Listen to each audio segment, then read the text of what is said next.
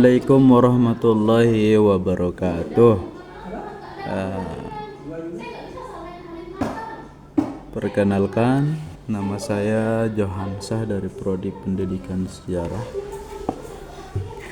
Kali ini kita akan membuat tutorial konten tentang bagaimana cara mengolah data atau mengolah uji normalitas data. Oke, langsung saja ke tutorialnya. Untuk membantu kita dalam mengolah data, kita menggunakan aplikasi SPSS ya teman-teman.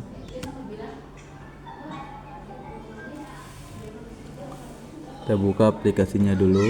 Seperti ini tampilan dari aplikasi SPSS yang akan kita gunakan untuk menguji normalitas data. Sebelumnya datanya sudah saya siapkan.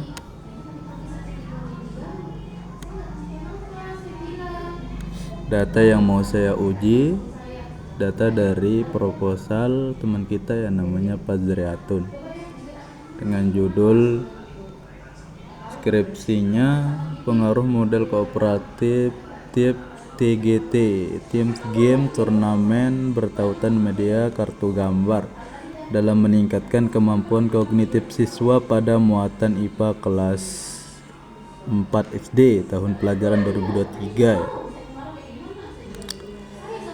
Jadinya Fazriatun atau Kak Fazriatun ini prodinya pendidikan sekolah dasar ya.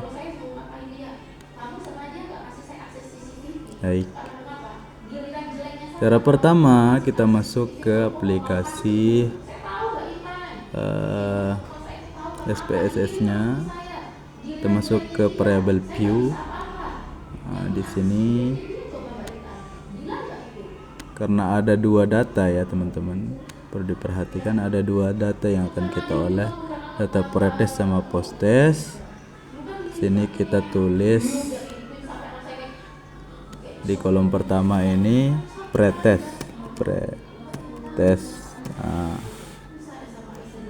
ya.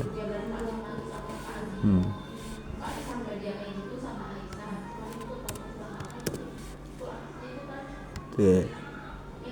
D-nya pengaturannya di sini kita desimal, kita desimalkan jadi 0. Nah, baru kita di kolom kedua kita tulis posttest. Posttest. Sama juga desimalnya di 0 kan. Jadi settingnya seperti ini ya kawan-kawan. Baru kita kembali ke data view lagi. Input datanya yang sudah kita siapkan di Excel, kita copy paste saja teman-teman. Siswanya 25 ya. Oke, copy paste, kita input ke SPSS. Oke, sudah muncul ya, sudah ke input datanya. Untuk yang posttest juga kita input posttest.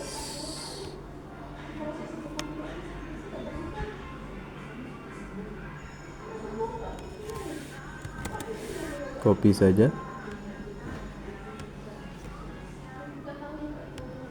kita input. Nah, jika sudah begini, maka untuk menguji normalitas itu ada setidaknya 3 cara teman-teman. Cara pertama namanya Kolmogorov ya, cara Kolmogorov, Lilliput sama Shapiro. Tapi di video ini kita akan menggunakan cara Shapiro karena nanti di video setelahnya kita akan membahas bagaimana cara menguji homogenitas data ini dengan cara yang hampir sama. Nah, dengan cara Lilliput di uji normalitas data. Oke, kita tekan analyze, pilih descriptive statistik, explore ya. Nah, untuk pretest kita pindahkan ke decimally, post test juga begitu ke decimally di plotsnya. Nah, ini kita centang histogram, stem and lee, dan normality plot with test.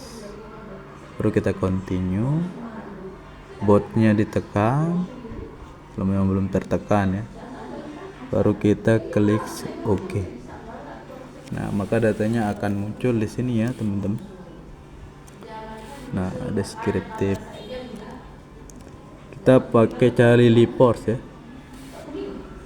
Nah, sini report significant correction. Untuk pretestnya kita lihat sig ya. Signya di sini menyatakan tidak normal ya teman-teman. Karena memang data yang mungkin si Pazeriatun input ini tidak normal. Untuk di post testnya normal. Oh, tidak normal juga, karena patokan normal itu jika data itu lebih dari 0,005. Kalau dia sama 0,005 masih dikategorikan tidak normal.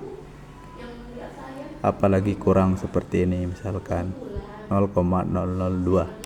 Nah, dengan cara Lily Post ini juga kita bisa menampilkan hasil dari ketiga cara tadi, cara Kolmogorov dan Shapiro. Kenapa? Karena di Kolmogorov ini atau Lily Post ini adalah bentuk pengembangan dari cara Kolmogorov itu, dan Shapiro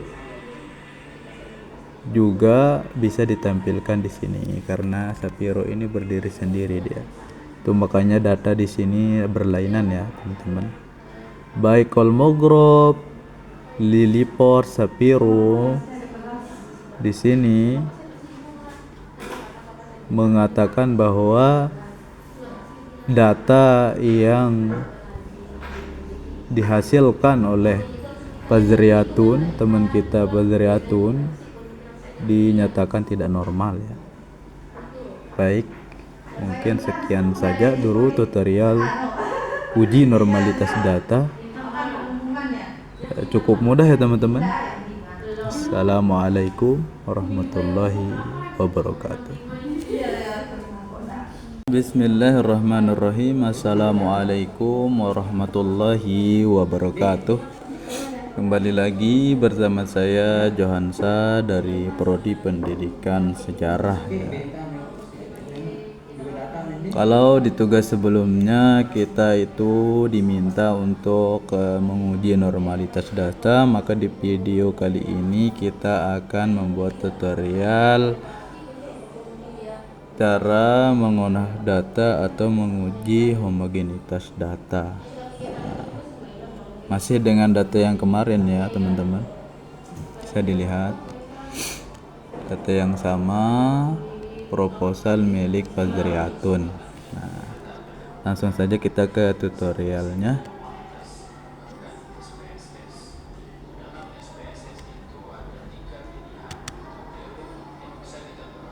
Langsung saja kita ke tutorialnya. Kita buka SPSS.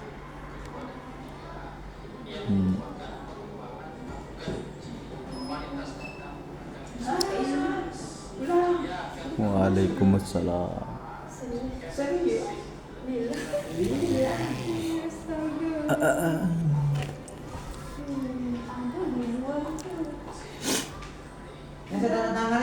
Sorry lagi lama ya teman-teman. Kita langsung saja ke Prebel View. Di Prebel View kita tulis di sini misalkan hasil belajar. Hasil belajar. Ketik di sini. Desimalnya kita desimalkan 0 seperti biasa. Nah, di bawahnya kita tulis kelas ya. Kelas, karena ada dua kelas yang bakalan kita uji, yaitu kelas pretest dan kelas prostest.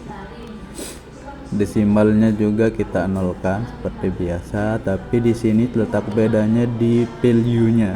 Di value-nya itu kita tulis 1.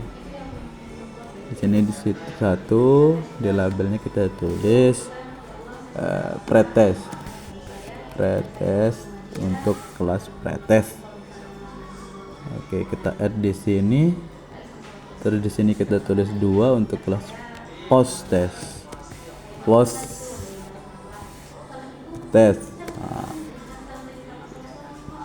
ada 2 kan. Oke, kita klik oke. Nah, baru kita masukkan atau input datanya di sini. Kita kembali ke Excel, copy saja.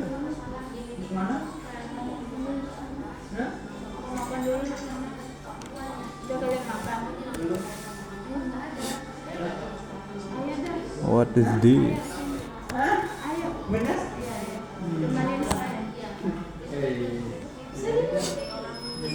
Cewek kesepian. Oh, come. Di sini ya teman-teman, sudah ke input untuk kelas pretestnya. Tadi kita namakan kelas 1 ya. 1 di sini. Satu terus sampai ke bawah. Oke, cukup. Nah, terus kita input yang post testnya di bawah pretest.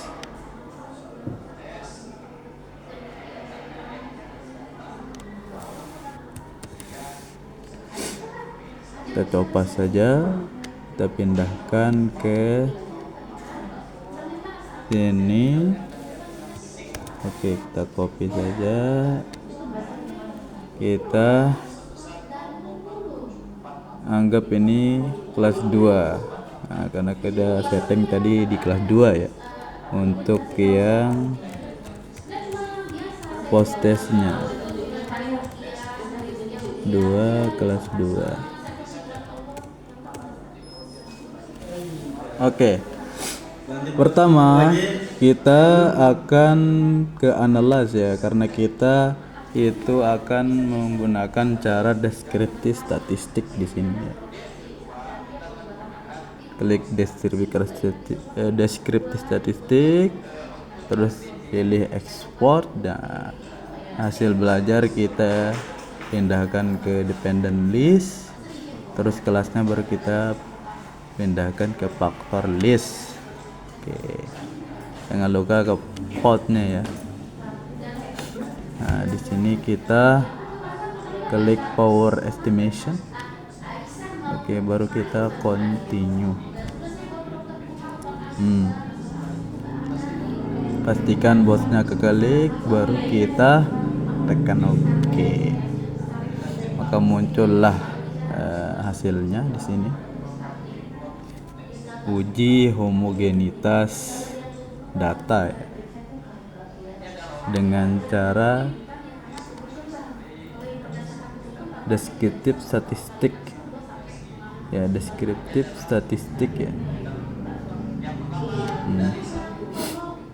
sini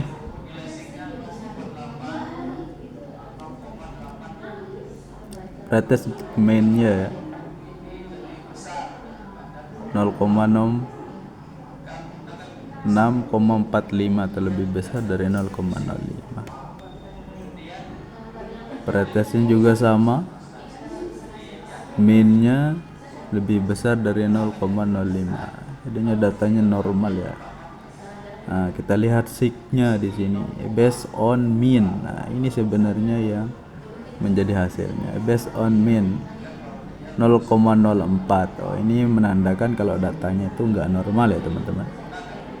Data yang diolah oleh teman kita yang derajat enggak normal. Based on trimmed mean. Nah, ini juga enggak normal karena dia itu sama. Jadinya harus lebih dari 0,05 baru dikatakan normal.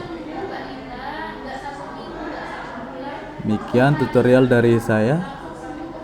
Cukup mudah ya untuk mengetahui uji homogenitas data. Sekian. Oke, assalamualaikum warahmatullahi wabarakatuh. Assalamualaikum warahmatullahi wabarakatuh. Kembali lagi bersama saya di video tutorial cara menggunakan aplikasi SPSS dalam mengolah data hasil penelitian. Oke. Jika di video sebelumnya kita membahas tentang cara mengolah uji normalitas dan homogenitas data yang kita peroleh dari penelitian kita, maka pada kesempatan kali ini kita akan membuat tutorial cara menguji T ya, uji T namanya, uji T atau uji student atau uji perbandingan data hasil penelitian. Nah, kita masih menggunakan data yang kemarin ya teman-teman. Kalau teman-teman ingat, ini data yang kita uji baik normalitasnya maupun homogenitasnya. Nah, cara melakukan uji T tadi ada 3 cara ya teman-teman. Yang pertama itu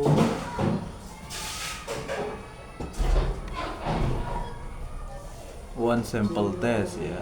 Yang kedua independent sample, one sample test, sample test, independent sample test, dan pair sample test. Nah, ini tergantung jenis atau jumlah data teman-teman ya. Nah, untuk kali ini kita akan membahas paired sample test karena berkaitan dengan jenis data yang kita peroleh. Oke, langsung saja tutorialnya. Kita ke variable view. Nah, kita tulis di sini prepare dan ini post-text.